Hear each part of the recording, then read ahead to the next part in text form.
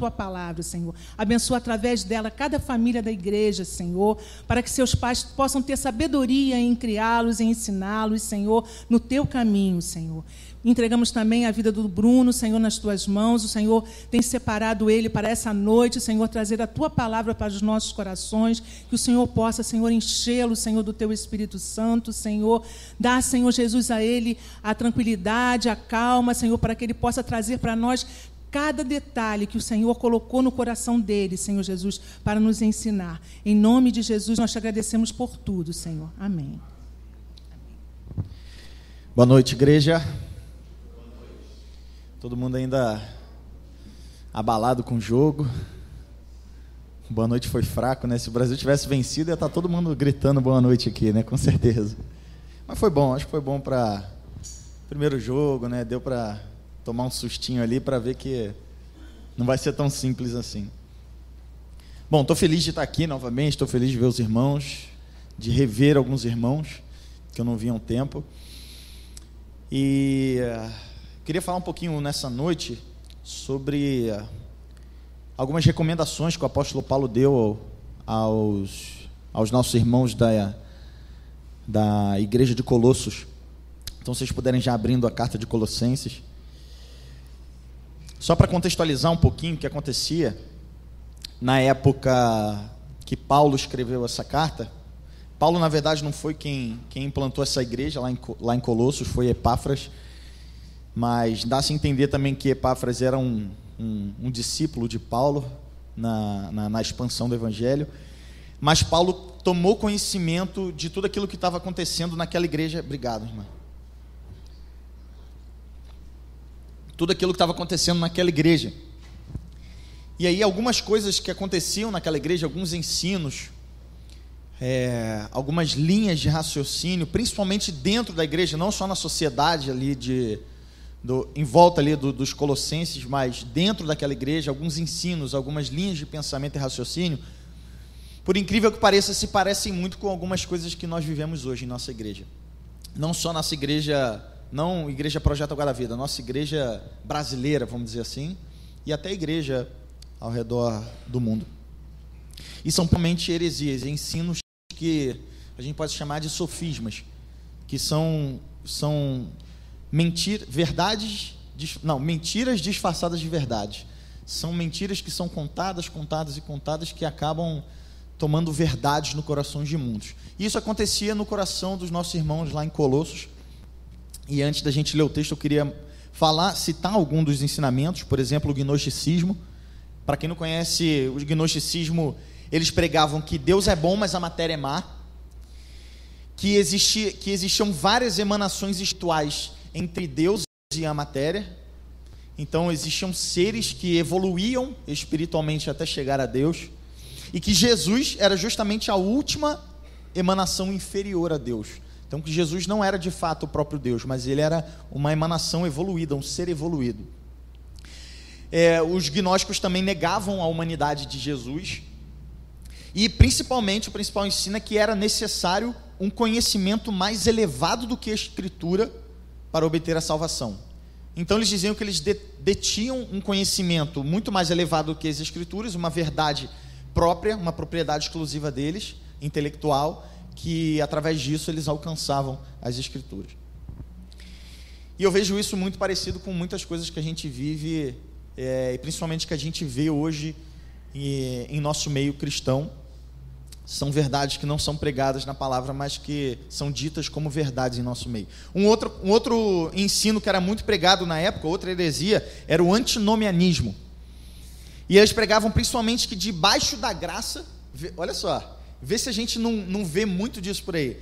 Debaixo da graça não é preciso praticar o domínio próprio. Cada um pode viver ao seu bel prazer. Isso era o que o antinomianismo pregava. Era como se fosse você, já que você está debaixo da graça, você não precisa se esforçar, você não precisa praticar o domínio próprio. Você pode viver de acordo com a sua própria vontade, com os próprios desejos do seu coração, porque você está como? Debaixo da graça. A graça ela é soberana e absoluta sobre tudo o que você fizer. E na verdade nós vemos na palavra justamente o contrário. E nós vamos ver exatamente o contrário, o que Paulo recomenda. nessa carta.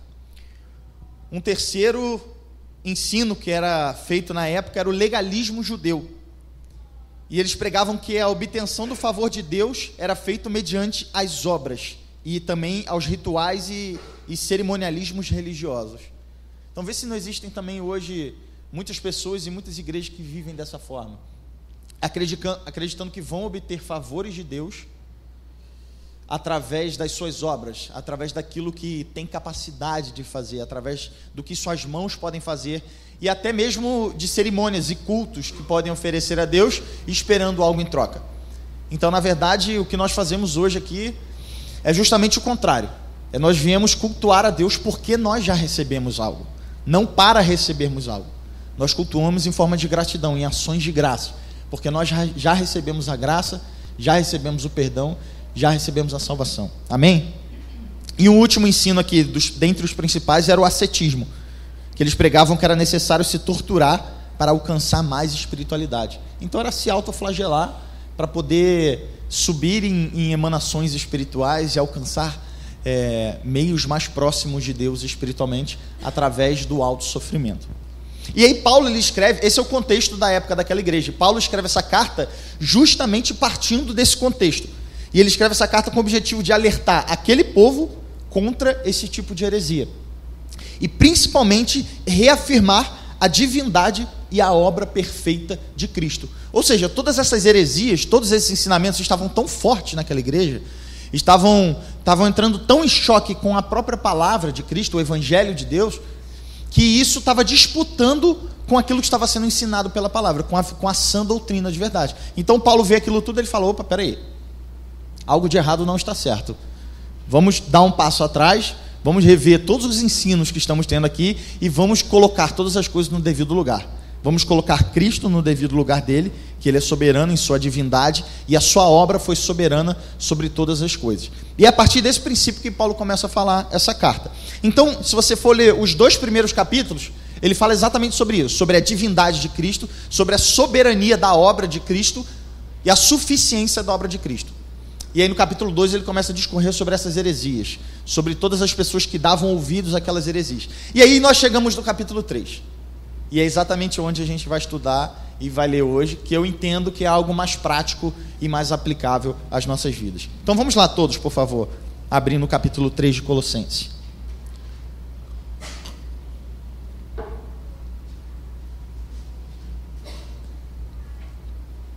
Bom, vamos começar pelo início.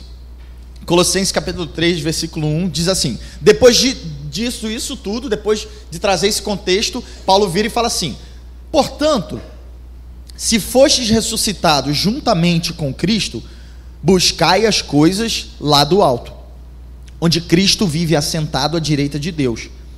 Pensai nas coisas lá do alto, não nas que são aqui da terra, porque morrestes, e a vossa vida está oculta juntamente com Cristo em Deus. Quando Cristo, que é a nossa vida, se manifestar, então vós também sereis manifestados com Ele em glória. Vamos até aí por enquanto. O que Paulo está dizendo aqui? Depois de todo esse contexto, depois de todas essas linhas de ensinos heréticos e doutrinas totalmente contrárias à sã doutrina, Paulo vira e contextualiza a gente falando assim: olha só, nós já fomos ressuscitados com Cristo. Ele já colocou Cristo no lugar dele, de Senhor, de soberano, de sua obra ser suficiente, dele ser de fato Deus e ter toda a sua glória divina, toda a divindade de Cristo.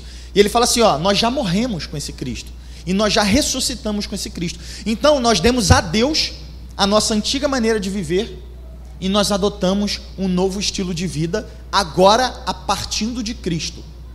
Ok? Até aí? Então o que o Paulo está dizendo aqui nesse início é: nós morremos. Nós deixamos aquela vida que tínhamos para trás, porque nós já morremos e ressuscitamos com Cristo. Abandonamos aquela vida que tínhamos antes e agora temos um novo estilo de vida, uma nova maneira de caminhar, uma nova maneira de viver, onde o centro de todas essas coisas, a origem de todas essas coisas é quem? Cristo, exatamente. E vamos para o versículo 1. Portanto, se fostes ressuscitados juntamente com Cristo, buscai as coisas lá do alto. Trazendo um pouquinho para a gente agora. Eu imagino aqui que todos tenham a consciência, ou se não todos, quase todos, que nós fomos de fato já ressuscitados com Cristo, amém? Quem crê em Cristo Jesus, quem entregou a sua vida a Ele, já foi ressuscitado por Cristo, pelo seu sacrifício na cruz. Então, assumindo que esse texto é para nós agora, se já fostes ressuscitados juntamente com Cristo, buscai as coisas lá do alto. A primeira pergunta que eu quero fazer é: o que nós temos buscado em nossa vida? Assumindo que nós já fomos ressuscitados com Cristo, assumindo que para essa vida e para esse mundo e para a vida que vivíamos nós morremos e ressuscitamos para Cristo, nós temos buscado o quê? O que você tem buscado em sua vida? E aí nós podemos citar várias passagens aqui, mas buscai primeiro o reino de Deus e a sua justiça. O próprio Israel trouxe uma reflexão hoje pela manhã, justamente sobre isso. Se fizer uma lista, né? Uma lista com um não cristão, um amigo não cristão, e você fizer uma lista dos seus principais objetivos de vida e comparar, ele até foi generoso falando que se der metade, né? Mais da metade das coisas semelhantes é porque tem algo errado, porque nós que temos uma nova natureza, um novo nascimento em Cristo, devemos naturalmente em Cristo buscar coisas diferentes do que o mundo busca. Então a grande pergunta é: o que você tem buscado? Quer encontrar essa resposta? Olha a linha do tempo, olha seu relógio no seu dia a dia, olha 24 horas do seu dia, fatia essas 24 horas em objetivos, em interesses, em prioridades, e agora avalia o que você tem buscado. O que você tem buscado para a sua vida? Naturalmente você não vai encontrar aquilo que você não busca, não é verdade? E aí eu volto para Paulo. Paulo vem e fala: se você já ressuscitou, se você já ressuscitou juntamente com Cristo, buscai as coisas que são de onde? Do alto. E aí, novamente eu trago isso para a minha vida, para o meu relógio do dia a dia. Desse relógio do dia a dia, qual é o percentual de tempo que eu estou buscando as coisas que são do alto? Já fez essa análise? Buscai as coisas que são do alto. É pesado, né? Tem gente que nem tem relógio, que vai, né? Vai vivendo, não consegue nem fatiar. Tem um grosso só que é aqui da terra. E eu muitas vezes me enquadro nisso. Buscai as coisas que são do alto. E aí o versículo 2 ele continua: buscai as coisas que são lá do alto, onde Cristo vive, assentado à direita de Deus. Ainda é o versículo 1 esse. E o versículo 2 continua: pensai nas coisas lá do alto, não nas que são aqui da terra. Ele já aperta ainda mais o cinto. Fala assim: cara, não só buscai as coisas que são do alto, mas também faça o quê? Pense nas coisas que são do alto. Pense nas coisas que são do alto. E aí novamente eu me fiz essa pergunta, eu trago essa pergunta a vocês: o que tem ocupado a sua mente? O que tem ocupado os seus pensamentos? A gente pode abrir mais essa pergunta: quais têm sido os seus maiores sonhos? Quais têm sido os seus maiores planos para a sua vida? O que satisfaz a sua alma? Visto que fomos ressuscitados com Cristo. O que Paulo está dizendo é: meu camarada, minha camarada, você é um cidadão dos céus. Aquela vida antiga, terrena, mundana, não te pertence mais. Uma vez que você nasceu de novo, busque as coisas do alto, que é onde Cristo está sentado à direita de Deus, onde o seu Senhor, com Ele que você ressuscitou, Ele está sentado lá. Busque as coisas do alto, pense nas coisas do alto, ocupe a sua mente com as coisas do alto, se encha das coisas do alto, porque você é um cidadão dos céus. E a Bíblia fala diversas vezes isso, que nós somos aqui embaixadores de Cristo. Os próprios apóstolos falavam que eles eram peregrinos aqui nessa terra. Temos que trazer novamente a consciência de que nós estamos aqui de passagem. E aí o fardo se tornará mais leve. E aí o gozo em Cristo se tornará maior. E aí, eu não lembro quem que me fez essa pergunta, não sei se foi Israel, ou foi minha mãe, ou alguém que me fez essa pergunta, ou esse comentário. Mas Eu nunca me pego orando pela volta de Cristo. Eu nunca me pego ansiando pela volta de Cristo. Senhor, volta logo, volta, porque eu quero estar com o Senhor, porque eu quero estar com o Senhor. A maioria das minhas orações é: Senhor, abençoe aquele meu projeto, abençoe aquele meu trabalho, abençoe minha vida, meu relacionamento, minha família, abençoe aquela prova que eu farei, abençoe aquilo.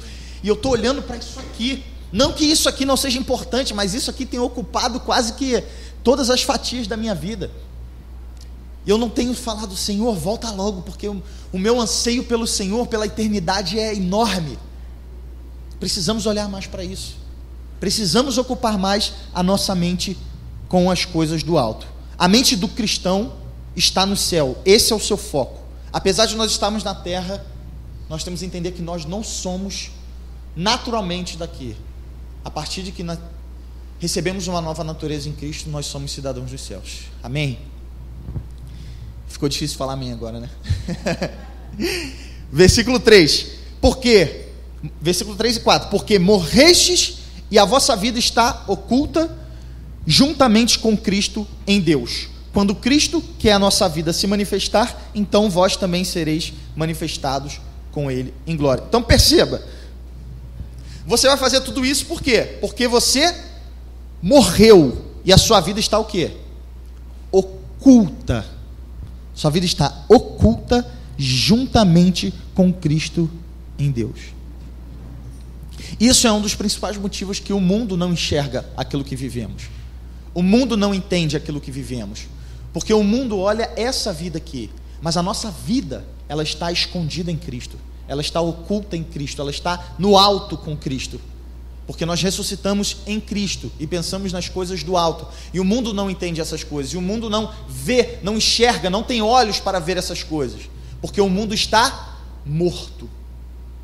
O mundo jaz no maligno. E assim estávamos nós, antes de ressuscitarmos com Cristo. Então, quando Cristo ele vier em sua glória, aí sim o mundo vai enxergar. O mundo vai ver a sua igreja sendo exaltada, subindo com Cristo, sendo glorificada, e aí o mundo vai enxergar onde estava a nossa vida o tempo inteiro. Que a nossa vida não está aqui, a nossa vida está na glória. Vou repetir, a nossa vida não está aqui, a nossa vida está na glória. O nosso tesouro não está aqui, o nosso tesouro está na glória. Os nossos pensamentos não estão aqui, nossos pensamentos estão na glória. Os nossos objetivos não estão aqui, estão na glória. Por isso que Jó conseguia falar: Deus me deu, Deus me tirou, bendito seja o nome do Senhor. Por quê? Não importa. Isso aqui passa. Não ajunteis tesouro aqui, onde a traça e a ferrugem corrói. Ajuntai tesouro nos céus, onde nem a traça, nem a ferrugem, nem nada, nem o tempo corrói. E lá está o nosso tesouro. Vamos partir agora para algumas ações mais práticas, que é a partir do versículo 5.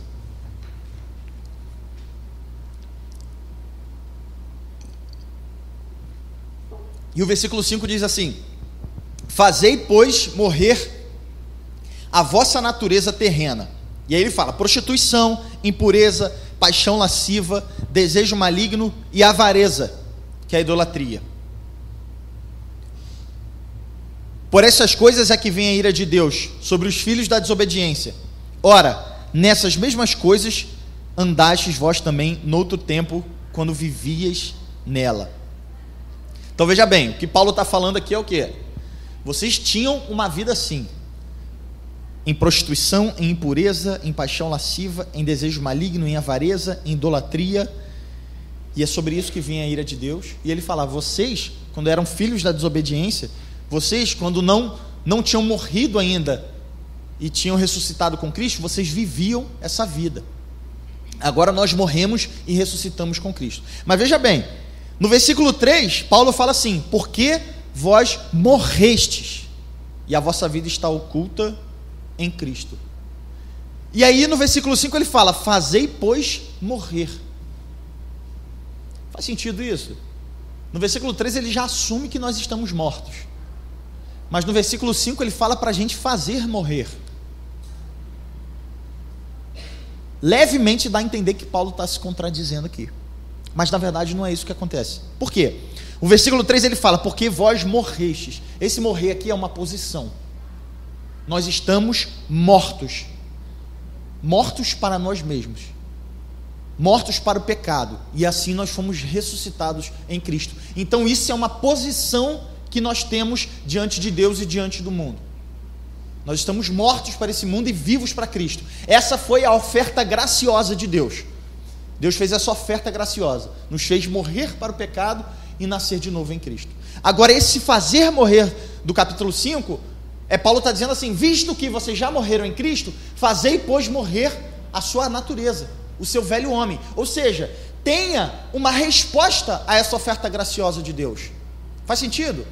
Uma vez que Deus já pagou o preço pela sua morte, e você morreu com Ele, ressuscitou com Ele, agora você, em resposta ao amor de Deus, faça morrer a sua natureza. Faça morrer a vossa natureza terrena. É isso que ele está falando. Então, esse fazer morrer é uma resposta a essa oferta graciosa de Deus. Sou eu correspondendo à oferta de Deus ao dar seu Filho Jesus por mim. E aí ele continua. Fazei, pois, morrer a vossa natureza. Ele cita todas essas coisas. Então, isso é uma responsabilidade de quem? Nossa. Mas por quê? Nós só somos capazes porque nós já ressuscitamos com Cristo. Isso Israel falou mais cedo também. E aí nós já assumimos uma nova vida em Cristo. E nós fazemos morrer a nossa velha natureza, é um exercício diário de nós matarmos a prostituição, a impureza em nós, a paixão lasciva, os desejos malignos e a avareza, que é a idolatria. E aí no versículo 8, ele continua: agora, porém, despojai-vos igualmente de tudo isso: ira, indignação, maldade, maledicência, linguagem obscena do vosso falar. Olha o que ele fala: agora, porém, faça o quê? Essa versão diz: abandonem todas as coisas. A minha versão diz: despojai-vos de todas as coisas. O que ele está dizendo? É uma ordem, é imperativo isso aqui. Meu amigo, você já morreu, você ressuscitou, então faça morrer sua natureza. E é o que ele fala: se despoje, tira, como se estivesse tirando a roupa, sabe? Como se estivesse tirando uma velha casca, uma pele, aquela segunda pele assim por cima. Despoje, tira, arranca tudo, arranca. Se despoje igualmente de tudo isso: da ira, da indignação, da maldade, da maledicência, da linguagem obscena do vosso falar. Então, se despojar é uma responsabilidade humana, é uma responsabilidade nossa, diariamente nos despojarmos da nossa velha natureza. E aí no versículo 9 ele fala assim: não mentais uns aos outros, uma vez que vos despistes do velho homem com seus efeitos, com seus feitios. Então o que ele faz aqui? Ele apela para que os cristãos se tornem na prática o que eles são em princípio. Em princípio, vocês já morreram, não são? Na teoria vocês já morreram? Então faça com que essa morte se torne real na prática. Faça valer essa morte. Faça morrer a sua carne, faça morrer a sua natureza. O apóstolo Paulo ele conclamou a um afastamento rigoroso do antigo estilo de vida, o qual é incompatível com o estilo de vida em Cristo. Então faça valer que o estado da sua alma seja condizente com a sua posição em Cristo. É isso que ele está falando. Que o estado da sua alma seja condizente com a sua posição em Cristo. A sua posição em Cristo é de que você já morreu e você já ressuscitou. Sua velha natureza morreu, sua nova natureza nasceu em Cristo. Então que você viva de acordo com essa posição, que você corresponda a essa posição que Cristo estabeleceu na sua vida através do seu sacrifício. E ele fala justamente isso: não mentais uns aos outros, uma vez que vos despistes do velho homem com seus feitios. Ele já está assumindo, vocês se despiram, e vocês continuam se despindo. Isso é uma prática contínua e diária do homem. E vos revestistes do novo homem, versículo 11, que se refaz para o pleno conhecimento, segundo a imagem daquele que o criou. Então o propósito de Deus é que o novo homem se torne cada vez mais parecido com quem? Com Cristo. E ele fala exatamente isso: vos revestistes do novo homem que se refaz para o pleno conhecimento, segundo a imagem daquele que o criou. Então lá atrás, nós assumimos uma posição de mortos para o pecado e vivos para Cristo, ressuscitados em Cristo, e após isso, o que está acontecendo? Constantemente, na nossa caminhada, até a eternidade, nós estamos nos despojando da velha natureza e nos revestindo da nova em Cristo. Nos despojando da velha, nos revestindo da nova. Nos despojando da velha, nos revestindo da nova. E isso é um ciclo, é um processo contínuo, que vai durar até quando? Até a eternidade, quando nós vamos receber um corpo glorificado em Cristo. E não haverá mais pecado em nós, e aí passaremos a eternidade com Cristo. Mas até lá, vai ser um processo contínuo de se despojar. O apóstolo Paulo falava isso: eu esmurro o meu próprio corpo, eu esmurro, porque eu tenho nojo disso aqui. Quem me livrará do corpo dessa morte? Quem me livrará dessa imundície, dessa sujeira? O apóstolo Paulo tinha consciência do pecado que habitava nele, que ele tinha que se despojar do velho homem, e ele fazia isso constantemente. E continuando no versículo 11, no qual não pode haver grego nem judeu, circuncisão nem incircuncisão, bárbaro, cita, escravo, livre, porém Cristo é tudo em todos. Então o que Paulo está dizendo aqui? Ele está simplesmente nivelando todo mundo. Ele está falando assim, ó, não tem raça, não tem religião, não tem cultura, não tem nível social, tudo isso é irrelevante. Não tem ser o cara doutor, pós-doutorado, ter pós-doutorado, ou o cara é analfabeto. Não importa se o cara é negro, se é branco, não importa se o cara se é evangélico, católico, da Umbanda, não importa. Ele está falando isso, não importa. Ele está falando, o que importa é ter uma nova vida em Cristo. O que importa é eu estar ressuscitado com Cristo, me despojar do velho homem e me revestir do novo. E ele termina falando exatamente isso, porque Cristo é tudo em todos. Cristo colocou todos numa mesma posição perante Deus. E nós devemos fazer o mesmo também. Quando nós evangelizarmos, quando nós amarmos o próximo, no nosso dia a dia, a gente vivendo, entendendo que Cristo colocou todos no mesmo nível. E Ele é tudo em todos. E do versículo 12 a 17, para a gente caminhar para o fim,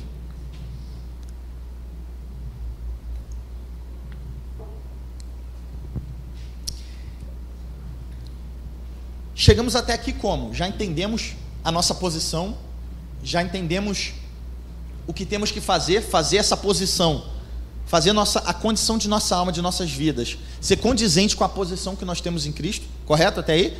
E agora nós vamos entender as recomendações que Paulo dá para nós vivermos isso na prática. O que é se revestir do novo homem? O que é viver de forma a glorificar e agradar a Deus? E aí ele começa falando, o que você tem que se revestir? Versículo 12, revesti-vos, pois, como eleitos de Deus, santos e amados, de ternos afetos de misericórdia. Enquanto eu for lendo aqui, vai refletindo, eu vou sempre fazendo uma pausinha, para você ir refletindo, se você tem se revestido desse caráter, desse atributo, dessa característica, vai fazendo esse exercício, essa reflexão. Olha, revesti-vos de ternos afetos de misericórdia, revesti-vos de bondade, de humildade, de mansidão, de longanimidade, suportai-vos uns aos outros, perdoai-vos mutuamente, caso alguém tenha motivo de queixa contra outro. Assim como o Senhor vos perdoou, assim também perdoai vós. Acima de tudo isto, porém, esteja o amor, que é o vínculo da perfeição. Seja a paz de Cristo o árbitro em vosso coração, a qual também fostes chamados em um só corpo. E sede agradecidos. Habite ricamente em vós a palavra de Cristo. Instruí-vos e aconselhai-vos mutuamente em toda a sabedoria, louvando a Deus com salmos e hinos e cânticos espirituais, com gratidão em vosso coração. E tudo o que fizerdes, seja em palavra, seja em ação, fazei-o em nome do Senhor Jesus, dando por ele graças a Deus Pai. uma lista de recomendações aqui, que só eu lendo aqui, eu dá até medo do que eu tenho vivido na minha vida. O que eu sugiro que a gente faça é pegar essa lista aqui, imprima num papel A3 enorme, coloque na parede lá do seu quarto, coloque no computador do seu trabalho, e diariamente faça essa reflexão. Deus, o que eu tenho que me revestir? Como eu tenho que ser? Como eu vou me parecer com Cristo? Faça esse exercício essa semana. Se você não tem lido muito a Bíblia, você já tem um texto para ler. Não sei o que eu vou ler. Já tem esse texto aqui, do versículo 12 ao versículo 17, do capítulo 3 de Colossenses. Já faz esse exercício essa semana. Todo dia, devem ter uns 15 atributos aqui, umas 15 características. Cada dia exercita um. Começa pelos ternos afetos de misericórdia, depois, segundo dia, exercita a bondade, terceiro dia exercita a humildade. E aí vai fazendo esse ciclo, se revestindo no novo homem, se revestindo do novo homem. Faz o ciclo de abandono também, de você abandonar a sua velha natureza, abandonar as obras da carne. E assim nós vamos nos parecer cada vez menos com quem nós éramos ontem, com quem nós éramos antes de morrermos em Cristo, e parecemos cada vez mais com aquele que nos criou. Amém, irmãos? Vamos orar?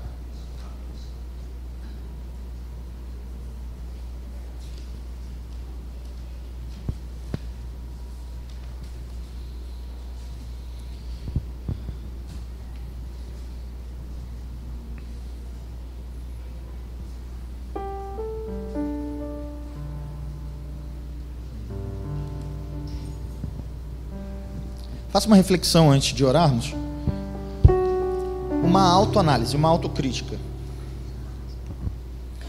sobre a maneira como você tem vivido. Só você pode dizer isso para você mesmo. A Bíblia diz em Tiago capítulo 1 que nós devemos ser praticantes da palavra, e não somente ouvintes, enganando-vos a nós mesmos. Então, se ouvimos uma palavra prática como essa e não vivemos essa palavra, nós não estamos enganando a ninguém, senão nós mesmos.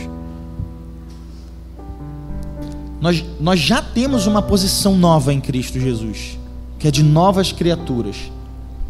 Nós já tivemos um novo nascimento em Cristo Jesus. Então, o nosso comportamento, ele tem sido condizente com esse novo nascimento. A nossa maneira de viver, o que nós buscamos, o que nós pensamos, os nossos objetivos de vida, o tempo que temos investido para as coisas, é condizente com o cidadão dos céus, com uma nova criatura em Cristo? Faça essa reflexão agora. Feche seus olhos. Coloque diante de Deus suas dificuldades. Coloque diante de Deus tudo aquilo que grita dentro de você, que é referente à sua velha natureza, que é referente ao velho homem. Fala: Deus, isso aqui está arranhando dentro de mim, está gritando dentro de mim. Me ajuda a fazer isso morrer. Me ajuda a sufocar isso, a matar isso dentro de mim. Porque eu já nasci de novo em Cristo. Faça esse exercício agora e fale para Ele o que você quer que nasça dentro de você, o que precisa para que você seja mais parecido com Cristo. Senhor, eu sou muito estressado, me dê mais longanimidade, me dê mais domínio próprio, Deus. Me revista de mansidão, de temperança. Eu sou muito ansioso, me revista de paz, de paciência. Deus, eu sou muito egoísta, eu sou muito prepotente, me revista de misericórdia, me revista de compaixão, de humildade. Coloque isso diante do Senhor agora.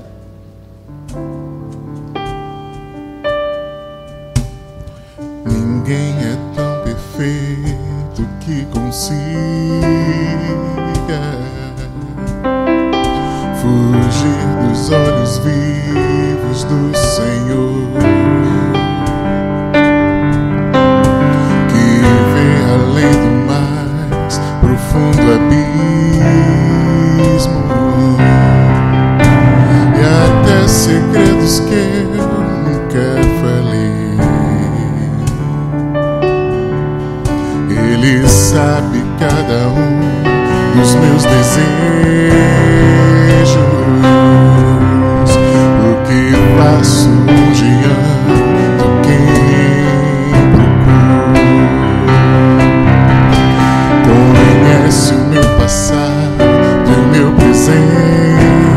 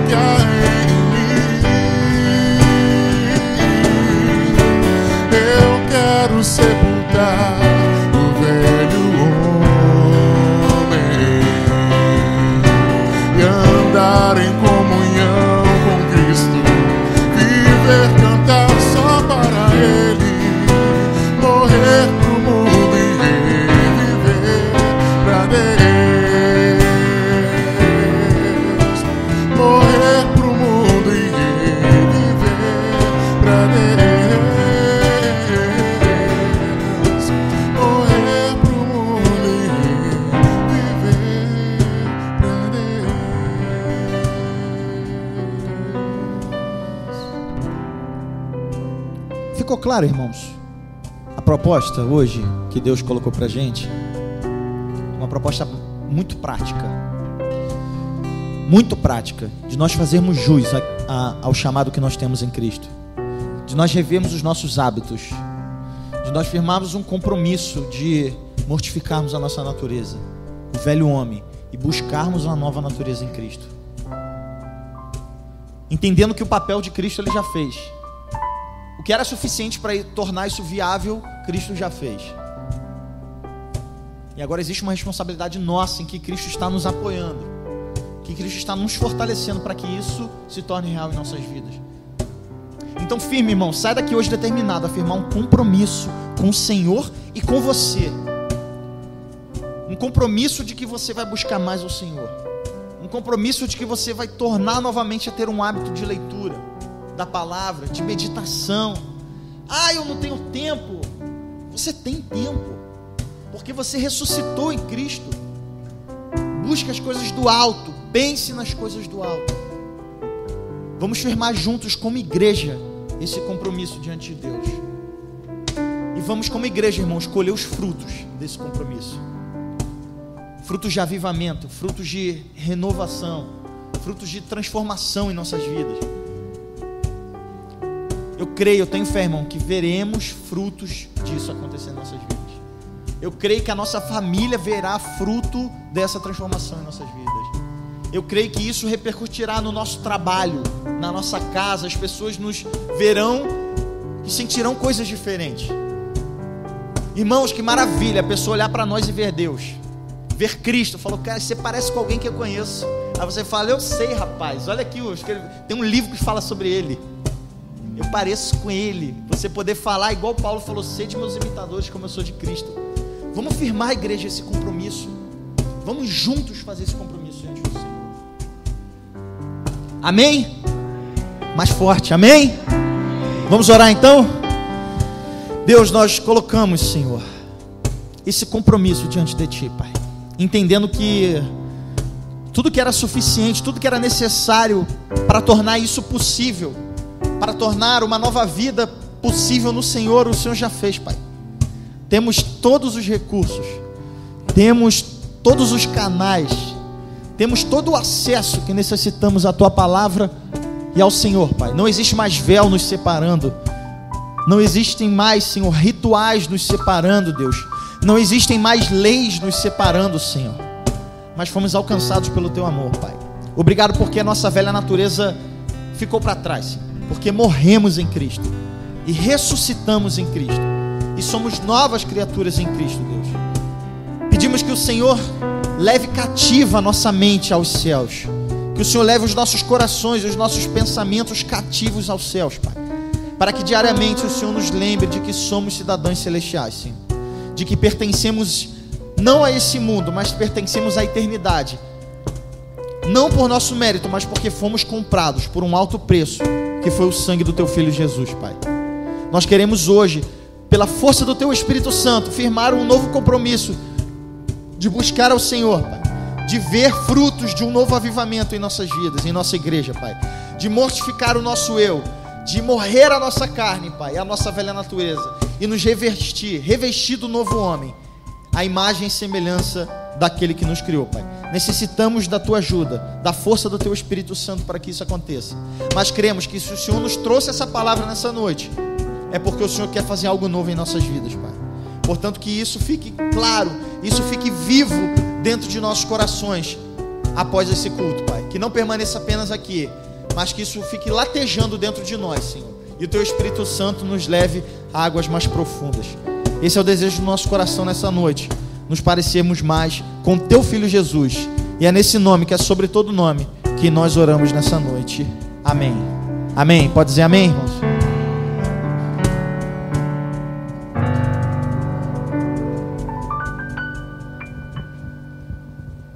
O Senhor possa nos abençoar nessa noite, né, meus queridos? Fazer uma pequena pregação em cima do que o Bruno falou. É brincadeira, tá? Mas pensar nas coisas do alto, enquanto o Bruno estava falando, estava me lembrando que Jesus disse: buscar em primeiro lugar o reino de Deus e a sua justiça. Então é esse que nós somos chamados realmente, a buscar o reino de Deus e a justiça dele. E quando nós falamos da justiça de Deus, nós falamos do próprio Senhor Jesus Cristo. E também, enquanto o Bruno estava falando, me veio uma coisa bem curiosa, que é quando nós queremos ser parecido com alguém, né, Bruno? Quando nós queremos ser parecido com alguém, nós vemos as crianças cortar o cabelo, como o Neymar, tá certo? Tentar jogar bola e fazer os dribles de Neymar, tá certo? Só que nós sermos parecidos com Cristo é impossível, porque nós não temos a imagem dele. E também não somos chamados a sermos parecidos com o exterior de Cristo, mas com o interior de Cristo. Então, nós somos chamados realmente a pensar no alto, a pensar nas coisas de Deus e no reino de Deus. Que essa então seja realmente o nosso caminhar e a nossa vida. Vamos nesse momento orar, agradecendo a Deus, também encerrando o culto. E como nós estamos terminando cedo, não corram para casa, vamos nos confraternizar um pouco, conversar um pouco. Afinal de contas, nós somos uma família. E uma família, quando se reúne para bater um papo, se alegrar e estar juntos. Vamos nos colocar de pé, queridos. Ó Pai, ó Deus bendito, te damos graças, Senhor, por esse momento, Senhor, pela Tua palavra, ó Pai. E que essa palavra realmente ganhe peso em nossos corações, Senhor. Que Teu Espírito Santo possa falar realmente conosco, ó Deus bendito. E trazer, ó Deus, essa imagem de que nós temos que estar com a nossa mente virada, voltadas para Ti, Senhor.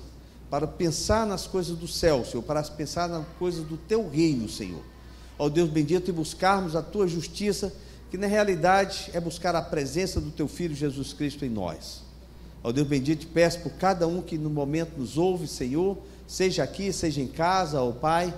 Ó Deus bendito, porque a Tua palavra não tem limite, Senhor. Ela não é limitada a essas quatro paredes, ó Deus bendito, e nem limitada a espaços da terra, Senhor. Mas ela vai aonde Te agrada, Senhor, onde Te aprova, Senhor, ó Pai. E ela faz aquilo que Tu queres, ó Deus bendito. Por isso te pedimos, Senhor, que ela possa estar realizando a Tua obra em nossos corações, em nossas vidas, Senhor, e na vida de todos aqueles que estão nos ouvindo neste momento, Senhor. Ó Deus bendito, pela Tua misericórdia, pela Tua longanimidade, ó Deus, com o